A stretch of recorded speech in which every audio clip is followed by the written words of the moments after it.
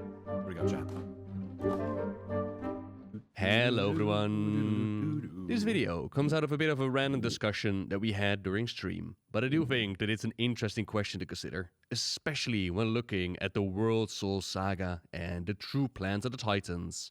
The question is, why are beings of order, why are the Titans homegrown in our reality? What is the real purpose of all of their cute little installations slammed into the side of the planet? Like how he words that, by the way. Slammed into the side of the planet. You know, that's really awfully reminiscent of how people think old gods got to our planet. Cute way to word that, Chris. Do we know everything we need to know about their real intentions for our world? And I'd not really considered it before. Well, the difference Yes. If I'm right anyway, I know all I need to know. Yeah. of the Titans compared to the other cosmic domains. So we've got a more story about the different cosmic Or domains, maybe right? not. Maybe they're trying to restart. Maybe they're trying to cause a malfunction to get the thing to reset. Full system collapse into reboot. Get a little B-sod action. Automatic repair. Get that bitch going again. Except automatic repair never fucking works. We've got light and shadow, life and death, order and disorder, the cosmic forces that make up the Warcraft universe, all in this constant gay. tug of war. Fuck Next you. to that, we've learned about Maybe I am. different Zerus. So there's a Zeruf Mortis for the domain of death, or a Zeruf Ordis for the domain of order. We've also met the Pantheon of Death, similar to the Titans, but connected to the Shadowlands. That's where they're created. That's where they come from. That is where they can be replaced. We've seen Titans that represent order, but we've mostly seen them through their Azeroth expressions of that. We went to the world that Aeonar was on and things like that. The world that but, Aeonar was we on. haven't gone to a proper Titan homeworld, for example. We've seen more how the Titans interact with other things. With that in mind, I think it's safe to say that each cosmic domain We haven't gone to a proper Titan homeworld yet. So presumably those planets in Karazhan and stuff, that's what he's talking about. Where they apparently came from. That's what he says anyway. I don't know if I believe him.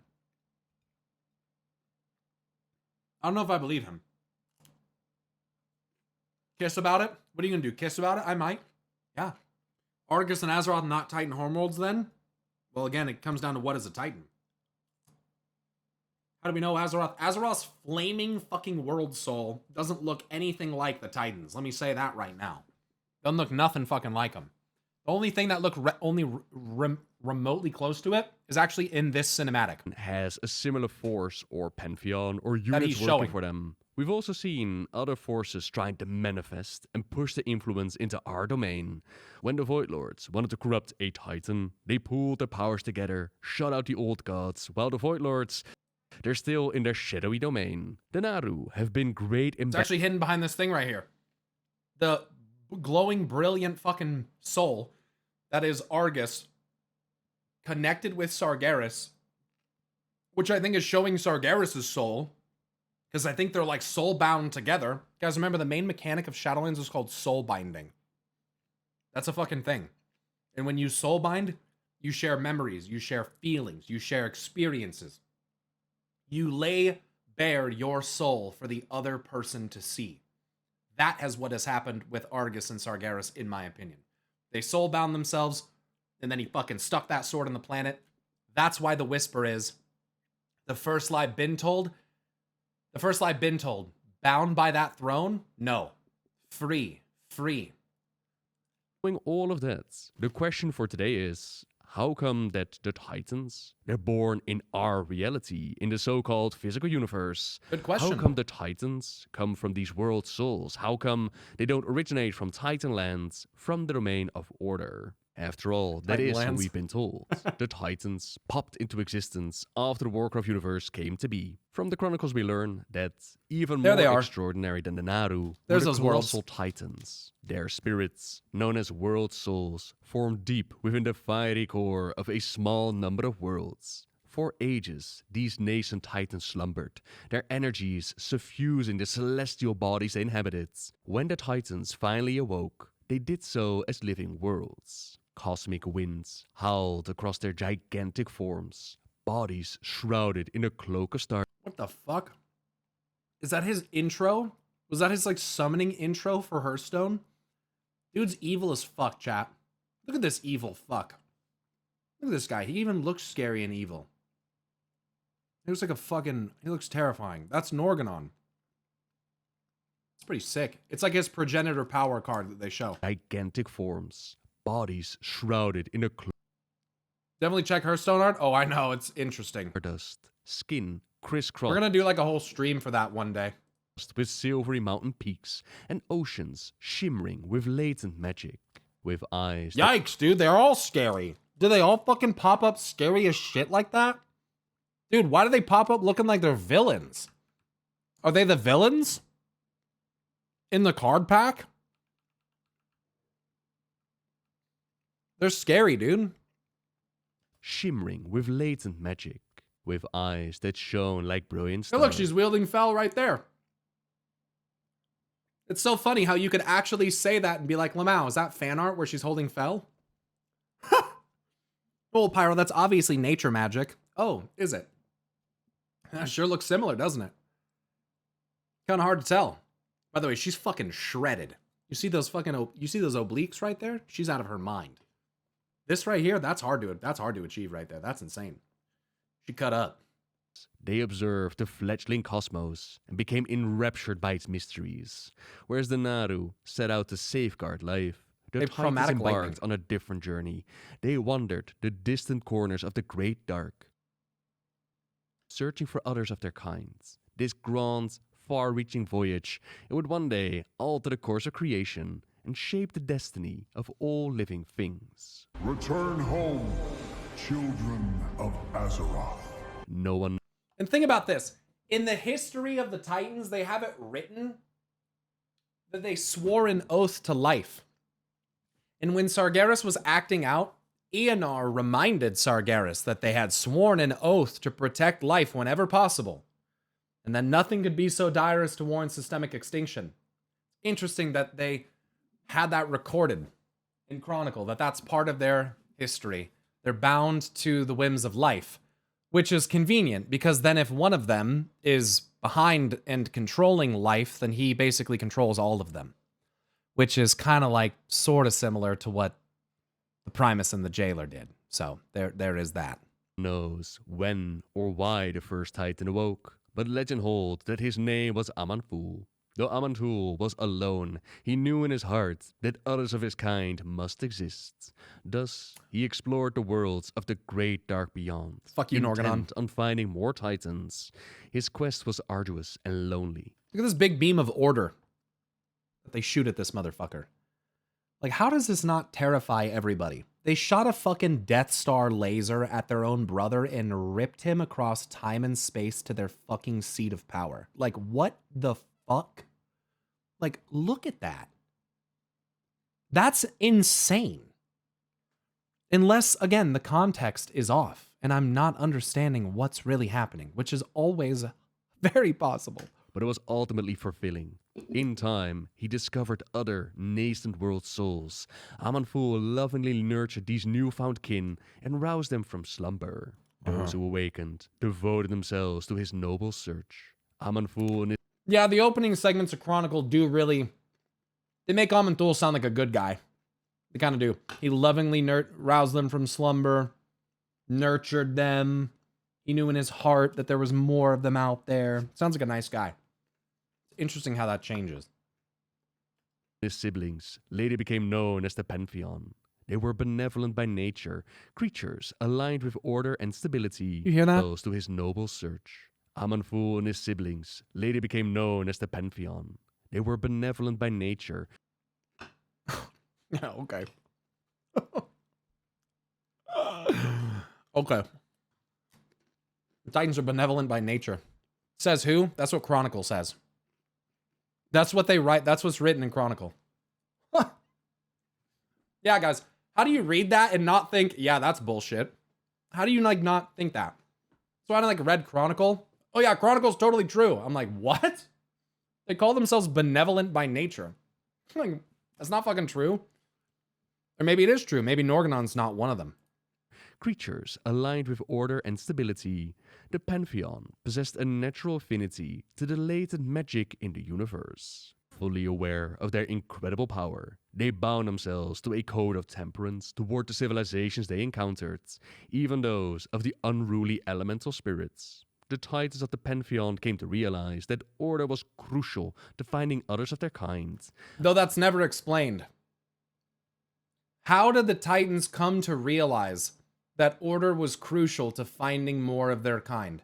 That sounds like bullshit. That sounds like one of them was like, yeah, we should do order more. Because reasons. It's a good idea. And they're like, okay, we can maybe do that. Each world they encountered, they employed techniques to ascertain whether a Can anyone tell me where Anshe is? The god of the sun in WoW? Anyone? It's like trying to find the Primus. world's soul was present. Nobody knows, right? Nobody knows where the sun god Anshe is. Even if he's right in front of us, no one knows where he is. It's like the Primus. That the Pantheon came to realize that order was crucial to finding others in of their plain sight. kind. On each world they encountered, they employed techniques to ascertain whether a world's soul was That's an interesting interaction right there when he sees the ship of light present. getting away. The Pantheon would first pacify the world's raging Anyway, others of let's their listen to kind. Noble. On each world they encountered, they employed techniques to ascertain whether a world's soul was present. The Pantheon would first pacify the world's raging elemental populations. Then they would reshape the world, forming great mountains, venomous seas, and roiling skies. Lastly, the Titans would seed myriad life forms across the newly ordered world. In doing so, Yeah, like spore mounds. Seed myriad life forms like spore mound seedlings. And that's how we feel, just like how Velen looks. Oh yeah. Oh my god. Pantheon hoped to call forth the world's soul and help it bring to maturity. Most of the time, however, the worlds visited by the Titans proved inert. Gay, The you're gay. Pantheon vowed to maintain All and gay. protect all of these worlds, even those that did not contain a slumbering spirit. To do so, they empowered primitive life forms to uphold the integrity of Kind of fucked up. Think about this. Listen to what Noble says here. and protect all of these worlds and help it bring to maturity. Most of the time, however, the worlds visited by the Titans proved inert. The Pantheon vowed to maintain and protect all of these worlds. Protect them from what? Maintain and protect them from what? At this point, there's no Burning Legion. At this point, they don't know about the old gods. Protect them from what? Why did the Titans do this? Even on worlds that didn't have world souls, they still ordered all of them and then put into place mechanisms to contain that order, to maintain that order. And as he's going to talk about, they say that when that order is no longer maintained, that's when they re-originate you. Each world they encountered, they employed techniques to ascertain whether a world's soul was present. Yeah, I'm sure they did employ some techniques, motherfuckers. The worlds visited by the Titans proved inert. The Pantheon vowed to maintain and protect all of these worlds, even those that did not contain a slumbering spirit. To do so, they empowered primitive life forms to uphold the integrity of their ordered worlds. The Pantheon also aimed colossal machines in the surface of the worlds that they shaped. Through these devices, the Titans could monitor their worlds and purge them of life should their evolutionary path succumb to disorder. It is in the Isn't that insane wording? He said it word for word. He said, should the evolutionary path of the world succumb to disorder, they'll re-originate it. Chat, is that not fucking inevitable? Does that not suggest that every single world inevitably was probably fucking re-originated? Every single fucking world was in a trap, was set in a fucking into motion where inevitably it was going to be re-originated. Do you know what that means? That means the Titans did what the Legion is accused of doing. It is in the universe's best interest to re-originate this planet should my analysis find systemic corruption. The universe's The best Pantheon, interest. Amon'Thul called upon a mysterious race known as the Constellar. These celestial beings observed This is so interesting to me. Sorry to cut Noble off again. But Algalon's dialogue is always just interesting to me. See your world through my eyes. So your world. A universe so vast as to be immeasurable. Incomprehensible even to your greatest minds. So that's what it's supposed to be. A universe so vast as to be immeasurable, incomprehensible even to your greatest minds. That's whatever. Beings observe the many say, worlds some people ordered by the might agree with Titans, that. staying vigilant for any I do think it's in the universe's best interest. Okay, I guess we just accept it. For the universe, right? So we're just supposed to just believe that? To re-originate this planet. Should my analysis find systemic corruption, do not interfere. Find systemic corruption. to aid the Pantheon, Amon'Thul called upon a mysterious race known as the Constellar. These celestial beings observe the many worlds ordered by the Titans, staying vigilant for any sign of instability. When it was necessary... So they're masters of order. That's what I'm hearing right now. The Constellars are employed to do this job because they're masters of maintaining and, or at least identifying order. They're a computer program that is built specifically to do this. Which leads me further to believe that Norganon is probably not that different in terms of how he logically looks at this stuff. Over the ages, the Pantheon discovered fewer and fewer world souls. We are Yet the they sun. remained undaunted. Galileo's They pissed knew now. that the universe was vast, beyond measure, and even after epochs of exploring the stars, And look at this. Look at the I showed this in my Ulduar lore tour. Look at the cask or the cache that's given to you by Algalon. It's like a mini universe in a box, like a mini solar system. They What don't you'll have- notice is that there's a big stationary planet in the middle, Azeroth. plums, There are but a 3 small bodies orbiting her, the Blue Child, Elune, and the Sun, Anshe. corner of creation. And there are even other stagnant, unmoving celestial bodies depicted there as well, which is like, wait, what the fuck is that? Is that Draenor? Is that Elunaria? Fuck, is it Amon'Thul's planet? Like, what is it? You know, you see these other planets in Ulduar, and then you get a fucking box that shows you planets orbiting and kind of being related to how, you know, to our universe, essentially. And it makes you think, like, guys, the next 20 years of storytelling, you guys realize how many planets that are, like, canonically there that we haven't gone to? The Titans all allegedly come from their own planet. That's 7 planets just right there. If that's true, that's 7 planets. That's fucking crazy. That's Elunaria, that's Amon'Thul's planet, that's Norg's planet, that's fucking Kaz and Golgan. God knows what if we go there, what we would find. Koresh? Nathreza? Fuck. We could go to moons. Yeah, it doesn't even have to be the planets. They're moons, they're suns. Like, I mean, shit. There's a reason we haven't been to our sun or our moons yet, as far as we're aware. They're saving it. I think that's where the last Titan inevitably must go. Unbeknownst to the Titans, malign forces were also hard at work in the distant reaches of the Great Dark. What have the Titans actually been doing since the dawn of civilization? That's the information from the Chronicles, which, as with most lore these days, it comes with a side note, an asterisk which reads, point of view. This is the information that they want us to know, which can change at any time, but we need something to speculate with. On top of that, It's always been that way. a more Actually been doing since the dawn Let me hear this of again. civilization. That's the information from the Chronicles, which, as with most lore these days, it comes with a side note, an As with most lore these days. Oh, God, I'm sorry, man. I can't get over this, like, salty shit from Noble. Like, ever since I saw him do that fucking interview with Steve Denuser, he's so fucking salty about the way that the lore is. And like I've said in my last video, man, this isn't new. Dude, this isn't even new. The perspective storytelling, like, you guys, do you live in reality? Like, we all live in reality, right? We've all seen that this is not unique, right?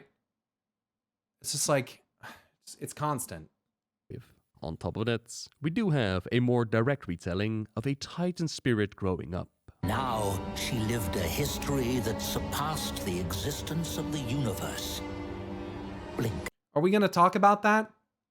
Noble, anybody who does lore speculation, you do link the audio clip. It does say that Illyria is witnessing a lifetime of memories that surpass the existence of the fucking universe. You want something to speculate about, Noble? Talk about that. Why don't you talk about it? Talk about why it says Argus has memories older than the universe itself. Like, hello?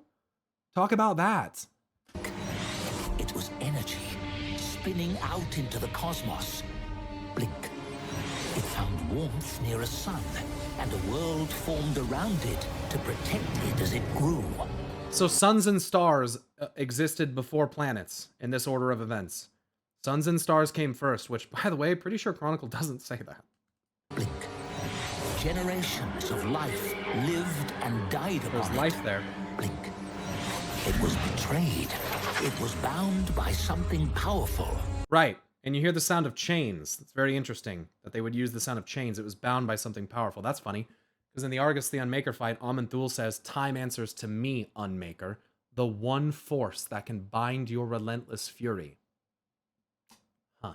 Okay. Well, if it was bound by something powerful, and Aman'Thul believes that the only thing that can bind Argus's power is him, then maybe it was Aman'Thul. Blink. Pain. Pain. It hurt so much. Its only solace lay within its dream. Blink. They enslaved worlds. They burned worlds. They used its strength to revive their fallen souls. It hurt so much. Blink. They found another. It was much more powerful. They wanted to claim it too. Then they would be unstoppable. Blink. It screamed into the cosmos for help. 2 children answered the call. 2 bright lights. Blink. And you know, when I first heard this, I thought, oh, it's Illyria and it's Turalian, but maybe that's not the case. Maybe the ones who answered the call for who screamed down in the cosmos was Anshe and Musha. Maybe they're the 2 bright lights from Azeroth that came to try to help. Maybe it didn't work out very well. Maybe they got fucking ambushed. It was a fucking ambush! Yeah, who knows? 2 bright lights from Azeroth. A world that was like Argus. Oh. Illyria ripped herself free. How could that be? Now she was lying on her side. Turalian was shaking her. Wake up! Illyria, wake up! We have to go! She reached up, grabbed his shoulder. Did you see? She whispered. See what? He hadn't. Why hadn't he seen it? Why had she? Argus has a soul. This world has a soul, and so does Azeroth. That is why the Legion wants it. That's a direct view from Argus's memories, who came out as a Titan, but wasn't exactly born the same way that the others were born, and the Dreadlords, it had pumped him so full of death magic that his spirits flew off into the Shadowlands, instead of going wherever it is that dead Titans are supposed to go, which in turn caused a whole bunch of problems, but point being, they were able to transform mutated spirits from being aligned with one cosmic domain to another. That is what the Void Lords have been trying to do as well. Infect a slumbering spirit and turn it to their corrupted void states. But how different is that really from what we've seen the Titans do? And what would happen if you corrupted it with void and then killed it? Would it put it in the void? Because that's not what we want to do. We don't want to do that. I don't think we want to do that. They've described it as bringing order to the planet and giving that slumbering world soul a chance to grow and thrive, to become like one of the Pantheon. But is that really the natural state of these world souls? If we are going to go on a journey of discovery, figuring out what the Titans really wanted to accomplish, then let's look back at what we know. We know that Aman'Thul, he was the first to awaken and recruit the others to his side. It was I honestly feel like Azeroth is a star that should just not be inside of a planet at all. You wish upon a star, motherfucker. She's again, it's like the Dyson sphere shit, hollow earth theory, where it's like, it's literally a planet built around a star that is harnessing it for energy when they shouldn't be. Again, the world is a prison, and reality around it maintains itself. Maintains the prison. Maintains it all. Aman'Thul, who charged Nosdormu with protecting this so-called true timeline. It was Even in the cinematic when she appears, in Anduin's mind, it almost looks like she's flaring out like a sun, like a star. Like, it shouldn't be inside of a planet. Who lost his ship Why do I feel like N'Zoth is still alive? Because he is. when Aonar stepped You feel that way because N'Zoth makes it very obvious that he is. That's why you feel that way. a toe out of line of order and dabbled into life. What if Amanfu is like an old I don't think Hollow Earth theory is applicable. It suggests there's a living world beneath the surface of the planet. Doesn't really match up with what's going on in WoW.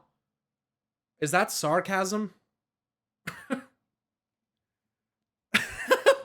That's gotta be sarcasm, considering the war within. Yeah, Kappa? Okay.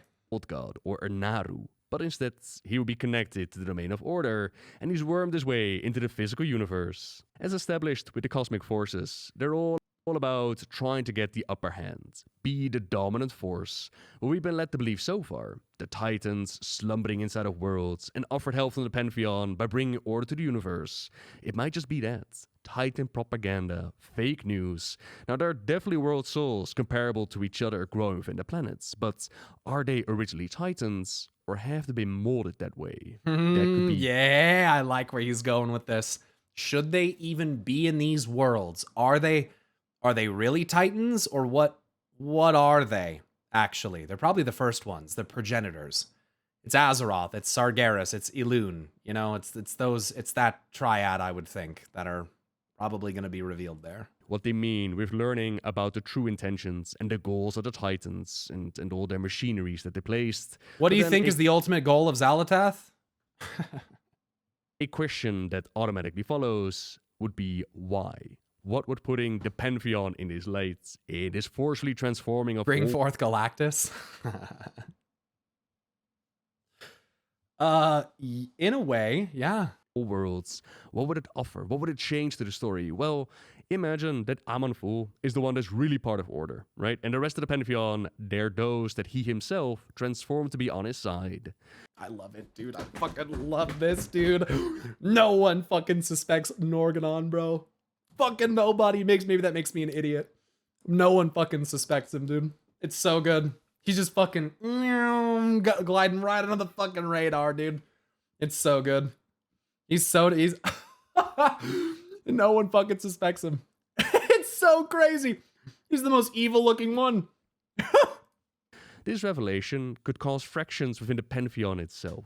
We've already read about Aonar and Amanfu having completely different views on how far they can move away from order before it becomes chaos. Perhaps that difference is there because their origin is different. Could Aonar step away from the High Father, perhaps side the domain of life or a loon? And what about Not anymore, Sargeras, she can't. the noble champion of the Pantheon? Not anymore, she can't, because she's blinded. The blind queen wields a scepter of bone. From the deep, she will call forth doom. It's not looking good. If that's Aonar, not looking good. Could be. She ain't gonna leave the Titan Pantheon anymore. Life is ordered. So unless us killing Nimue changes something about Aonar, has fought against the darkness of the universe, until they discovered that the old gods, they were trying to mold one of them to their shadowy side. He was willing to go on a burning crusade to prevent this corruption. How would he react to the knowledge that the Pantheon itself, that they're no better, that they've been trying to enforce their own way of life? And what about Azeroth herself? She has been ordered for millennia now. What state is she in? Did the infection of the old gods play a role in her and formation? why would Sargeras be so upset about that, though, Noble? Why would he be upset? That'd be interesting. Let me hear this again. Or a loon? And what about Sargeras? The noble champion of the Pantheon has fought against the darkness of the universe, until they discovered that the It's so interesting that he's depicted as the noble champion of the Pantheon, fighting against the darkness of the universe, considering how he looks. old gods, they were trying to mold one of them to their shadowy side. He was willing to go on a burning crusade to prevent this corruption. How would he? You know what I think is so funny about this art of Sargeras cleaving this world? It's actually, hey Faye, it's actually opposite to what you would think would happen. This image is actually opposite to what you would think. Because Sargeras is actually orange and brilliant and on fire, and I think the world he cleaved was the Shadowlands. So the shadow being, or it could have even been Azeroth, but we're not gonna go there with it yet. You know, it should be all shadowy. It's actually the opposite. So it's just interesting. He reacts to the knowledge that the Pantheon itself, that they're no better, that they've been trying to enforce their own way of life. And what about Azeroth herself? She has been ordered for millennia now. What state is she? You know, it's interesting. Why would Sargeras get so upset at that? I think it's because Sargeras isn't part of the Pantheon. I think that he is a son of Azeroth that sought the Pantheon's help. I think he went to his cousins, the Pantheon, like it's described in folk and fairy tales, unless they really are related, unless the Titans really are just like at that level across the board and we're not understanding it. Because he and his twin sister are related to, but not brother and sisters to, the stars, which is what they referred to as what they refer to the Titans as. So it sounded to me like in these fairy tales, which you shouldn't take at face value, but like the world becomes corrupted, the darkness is inherently part of Azeroth, she sacrifices herself to contain it, and Anshe and Musha set off to get help to figure out what they should do. And if I had to guess, they probably sought the help of the Titans, and they probably betrayed them. That's kind of what I think happened. And I think it took Sargeras maybe an immensely long amount of time to break free from domination. And it's up for discussion how that could have occurred. But when he realized what had been done, he never wanted to be captured again. And so if that meant lighting himself on fire or, well, connecting himself with Argus to undergo the pain that causes him enough clarity to break free from domination, then maybe that's why he does it. What I like about the cleaving art is the sword appears to be soaked in blood. Well, it looks like flaming blood to me, which is honestly even cooler. The headband always makes me think of Conan the Barbarian. Definitely. You get Conan vibes. I get like Emperor of Man vibes from Sargeras. Sometimes I get like Sigmar vibes from Sargeras. Apollo. Yeah, I mean, there's Surt. Who, when he arrives and stabs his sword into the planet, he signals the beginning of Ragnarok. Like, what the fuck? Which is another word for the Twilight of the Gods, which is another phrase for the Hour of Twilight. So, headband equals domination device. I think the sword is the main domination device. If anything, it's the sword. It's why it's depicted with runes on it, in my opinion. The weapon is the key. Did the infection of the old gods play a role in her formation? What about the imbalance of the elemental spirits? How would an original Azeroth look like? What kind of connection do world souls have to the forming of the Warcraft universe? Something that made the jailer very interested in a lifeblood in her soul. All to claim the power slumbering within your world. The soul of Azeroth, wounded, vulnerable, yet teeming with potential. Potential that I will use to eradicate this flawed reality. Death claims the soul of your world.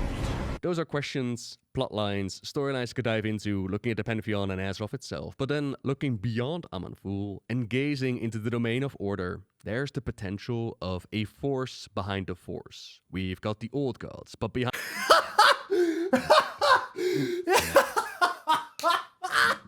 Yes, dude. Noble, you're totally right, dude. He's got it, chat. He's right.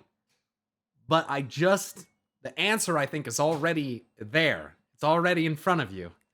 I think it's just very subtly handled. Behind the old gods, I think he's right in front of us. It would put Aman'Thul in a similar category, like a herald or an agent to bring order to the universe. Yeah, maybe. Maybe if it weren't for his homie Norganon hanging in there. Then who might be signing his paychecks? What kind of powerhouse would have the capability of spewing out followers that in turn can control the very essence of time? What would the world or the domain of the Titans look like? I mean, these are questions we should be asking Norganon! Come on! A world or domain that we know exists because that is where Argus was supposed to go. There's quite a bit of story they could open up by changing the true... So let me ask Noble, I would love to ask Noble this.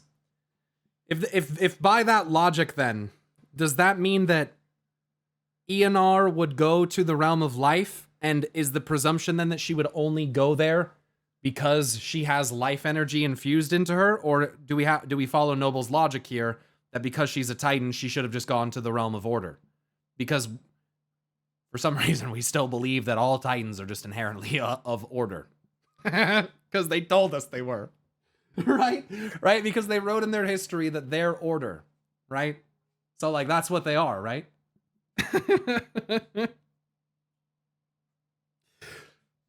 We don't ask the questions. Why did they come to the conclusion that order was necessary?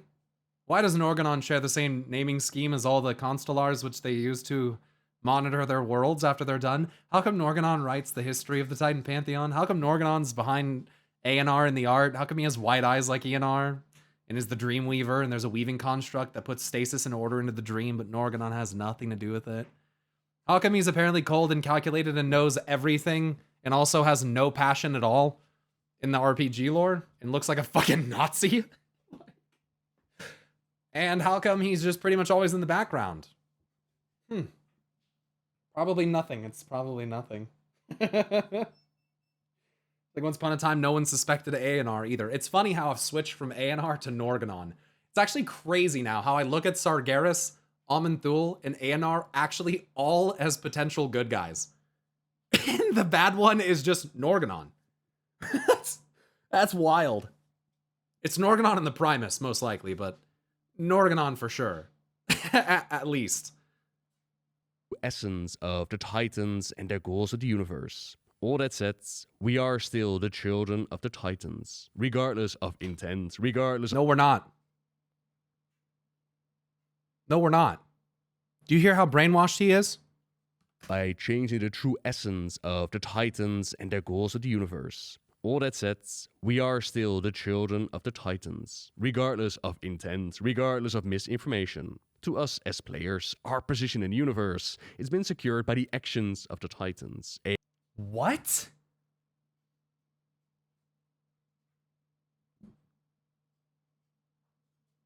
What?